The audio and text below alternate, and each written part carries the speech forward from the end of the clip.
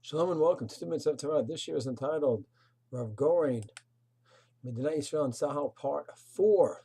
We discussed the various programs that Rav Goren instituted in the army. He created the Shulchan Aruch for the army. It did not exist for over 2,000 years.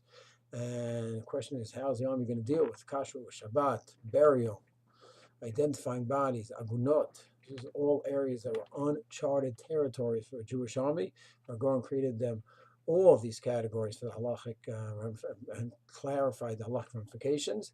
There's a story that in the early years in one of the army bases, the cook was cooking basar b'chalav, trafing up all the kalim. He didn't care. And there were a few dati chayalim there, and they were stuck. So they couldn't eat any of the cooked food. And they didn't know what to do. They ran out of their whatever non-cooked food portions they had, and they didn't know what to do. Shabbos was coming, and they were really in trouble. Rav Goren heard about it. He came, and we should not forget that the David Ben Gurion appointed him as a Tat Aluf in the army, a very high-ranking degree. He came and he went into the kitchen, and he spoke to the cooks, and they looked at him, they laughed. And did he give it to them? He said, this is the way you go ahead and you greet a lieutenant general. He says, you're going to go ahead and set up a whole proper lineup. It wasn't an ego thing. It was to teach them what kavod means for in the army, and also kavod for a rabbi. And he made it very clear that you're going to learn how to treat a rabbi in the army. And he went ahead and he took care of that kitchen, and they never again played around. It was true authority. There was true srara and true fear that he instilled.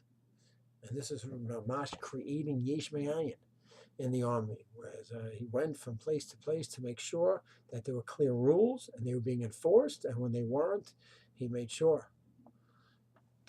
So that is a very crucial aspect of our Goren, where it wasn't just making up rules. He was b'shetach in every place. He was b'shetach, finding the bodies. He was b'shetach. He was in the enemy territory. He was going from base to base, and he was working on Shabbat.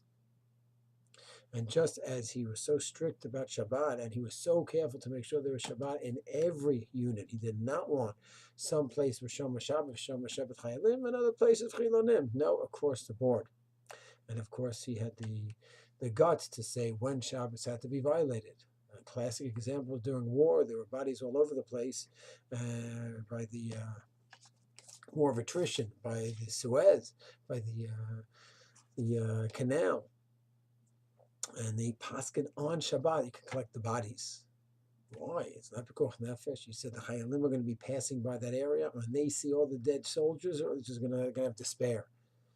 So he's a man of total courage, huge shoulders, ready to take a psak to the end, whether it was a lahakel, lahachmir, whatever it may be. And that's the kavod Rav Goren. I'd like to thank my Aunt Elaine Aber from Ranana. She gave me a present with might and strength, the autobiography of Rav Goren, and it was because of this beautiful book I was able to truly enjoy and appreciate one of our great gedolim in our midst. That was really a game changer in Medina Israel at the most delicate time at its inception. Shalom.